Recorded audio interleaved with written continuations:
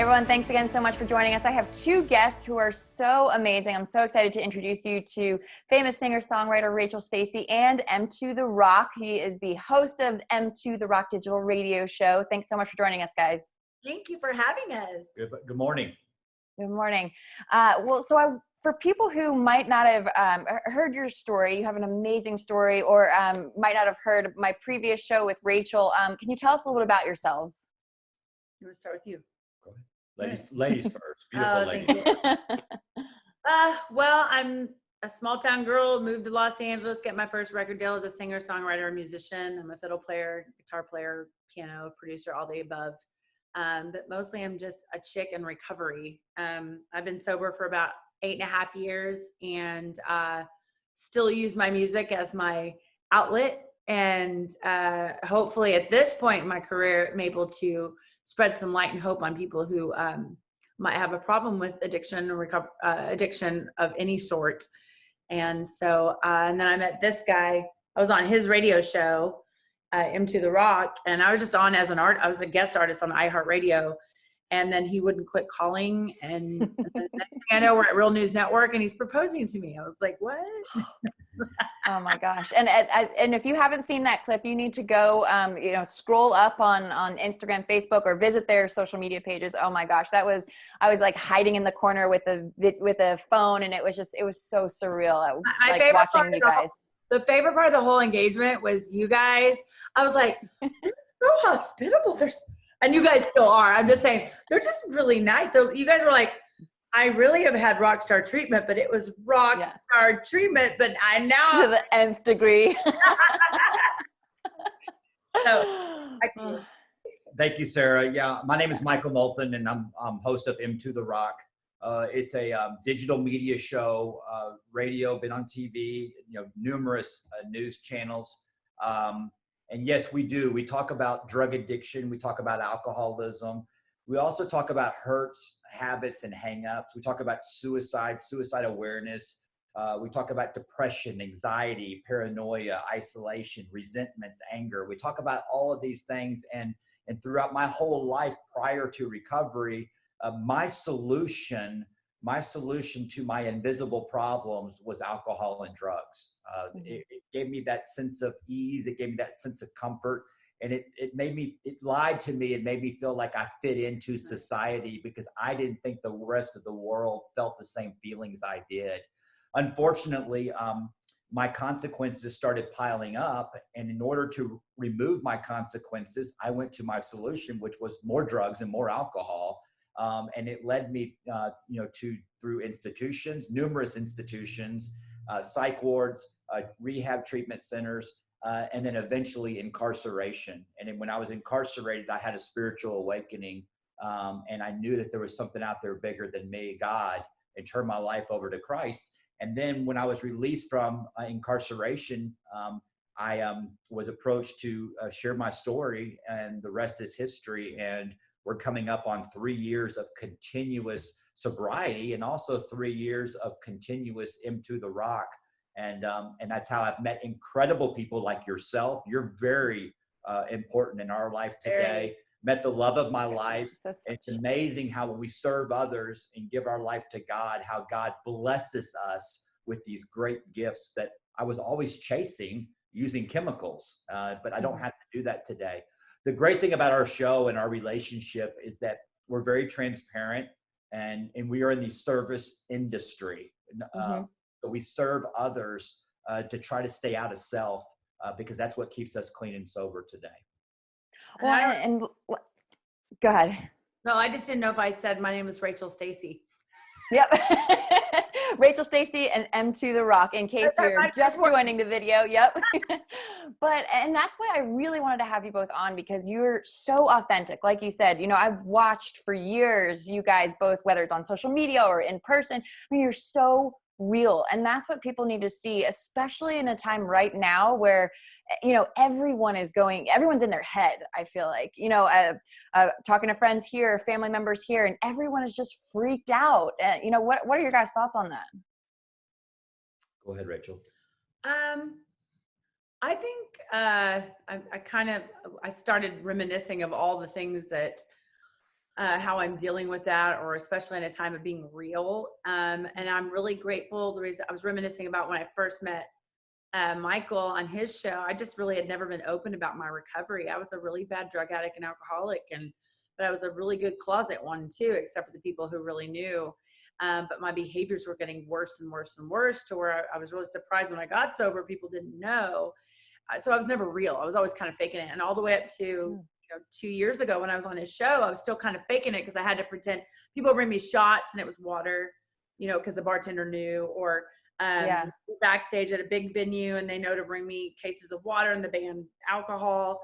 And it was, and I'd be like, and then 2 years ago when I fully came out to be real, nowadays, just like our friend Tiffany Jenkins, she behind the scenes was like, Rachel, I really encourage you to keep telling people your story about how you deal with your drug addiction and alcoholism behind the scenes during this time, especially, and how you're really feeling. Yeah. And he had gotten that out of me. And next thing I know, I'm on a camera and I'm being really myself because I don't have anything to hide anymore. This is who I am. Some people don't want me to talk about my addiction. They don't, because they're like, I hung out with her.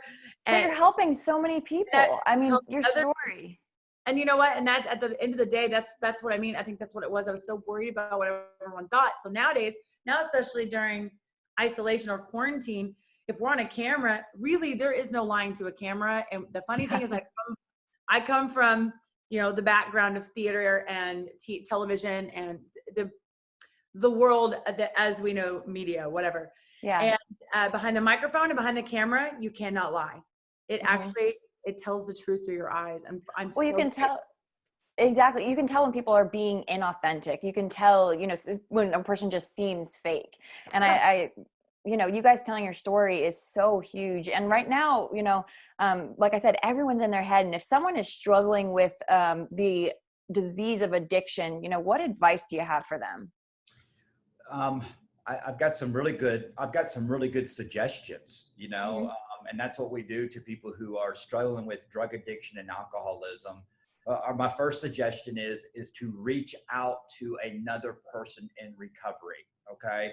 There's nothing more powerful, Sarah, than one alcoholic working with another, one drug addict working with another, one person who's addicted to pornography working with another in recovery, because we can relate. All right. So that's what we need to do to reach out. If you are a loved one, try to find, and your husband for this conversation is struggling with alcohol or drugs, go try to find another man that's been in long-term recovery, because they can relate, because the opposites, they clash. As far as, the transparency and the honesty that you see with Rachel and I, that's what we have to do to maintain our sobriety. We work an honest program. We're transparent. Secrets will keep us sick. We can't, that's a luxury that I don't have anymore. I can't do that. So that's what's so great and so attractive about recovery. And it is a program of attraction, not promotion.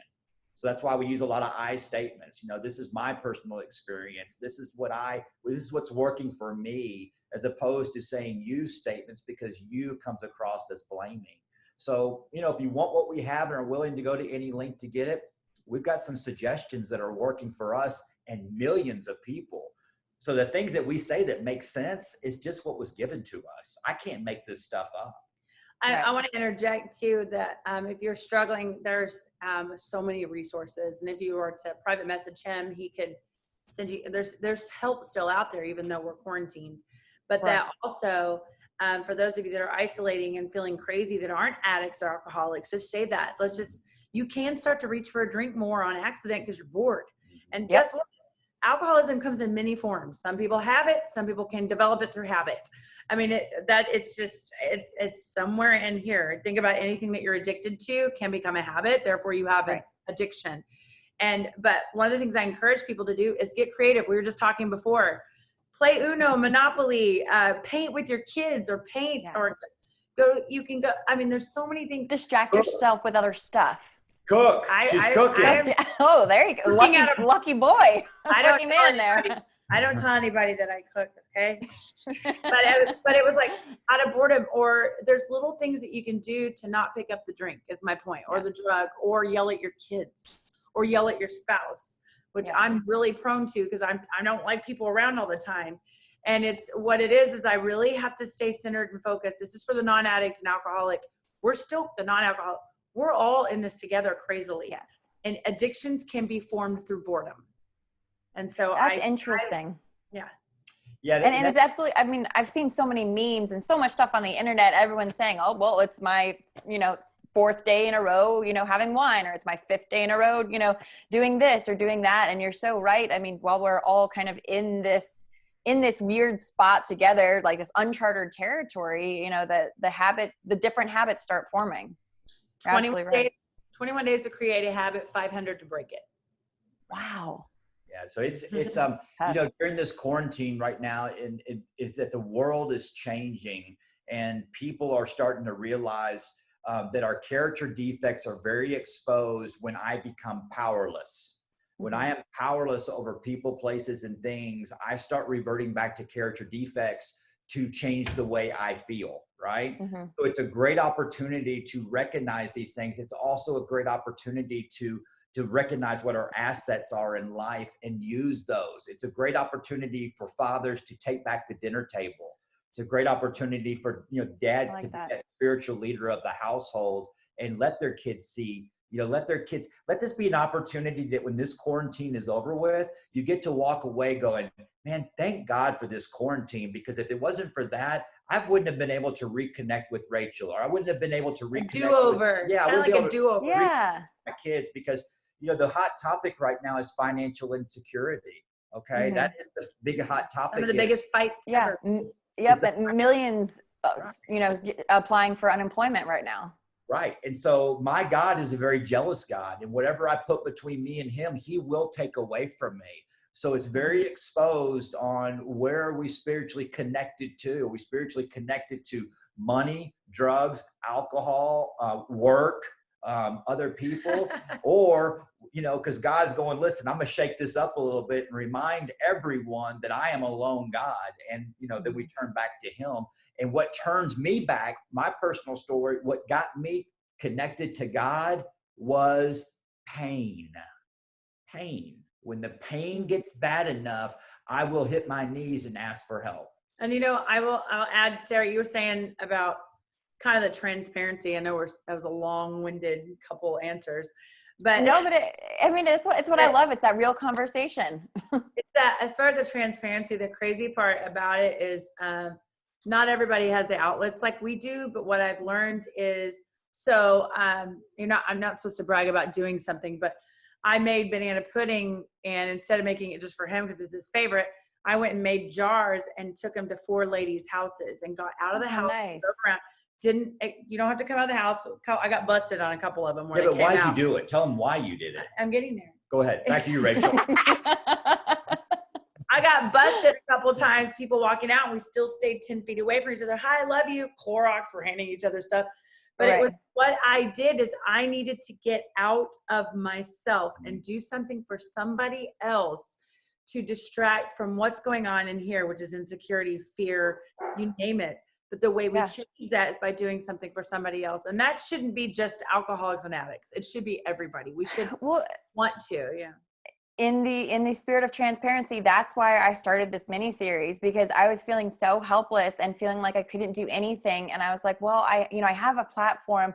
Why don't I bring on people who are inspiring and can talk to others and help others? And I was going stir crazy, just feeling like I couldn't do anything, couldn't go out. And you can go out and help, but you're supposed to be staying at home. So, I was feeling the same way, and you guys coming on just, it means the world to me and those listening. So Sarah, the one appreciate thing it. I want to recommend sometimes the little things we can do since we're quarantined literally are make a little digital card and send it, or send a text. Hey, I've been thinking about you, or,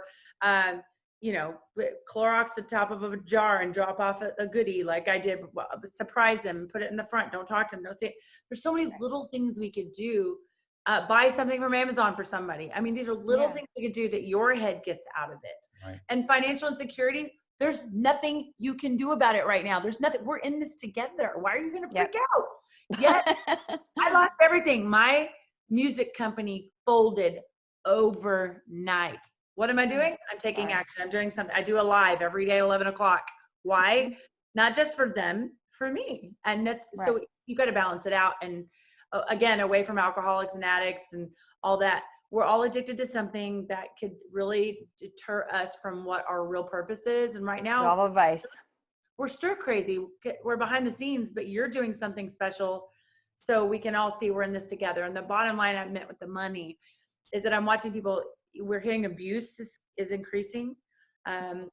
Fights, everything, things are getting ready to get nasty if we keep extending this thing. However, if we encourage people to not let it get nasty and we're doing what you're doing, your show will release and everyone will see it. Maybe it'll calm people down. And maybe for the drug addict and alcoholics, they'll get a hold of us and let us help them. And realize they can find outlets, and there is help out there, still virtual help. Well, and I know we're running out of time, but if people want to follow up with you, they have questions, they want to listen to your shows, what's the best way to get a hold of you? Well, for me, it's m2therock.com. That's the letter M, the number 2, therock.com. And there's also on our website, there is a page there for resources for the recovery world. So there's links to everything there. So that's m2therock.com. You can find us, and you just go right there and it'll take you everywhere you got to go. Yeah, and it's definitely Healing Springs Ranch is Healing big Springs within Ranch. all of this Absolutely. as well. So, and mine is Rachel Stacy. You can Google my name, and you can while you're sitting at home, stream my stuff on YouTube, Spotify. All my albums are out there, and I do a live every day on Facebook, YouTube, and Instagram. Rachel Stacy Music. And Twitter. Oh, and Twitter. Sorry. Perfect. And you have inspiring music, so it's always good to have that in the background, just uplifting, making you feel good. So, well, thank you guys so much for joining us. I really appreciate it. We love you, Sarah. We love you, Sarah. Love you guys. Well, thanks everyone so much for joining us. Stay tuned. We have a lot more episodes to come.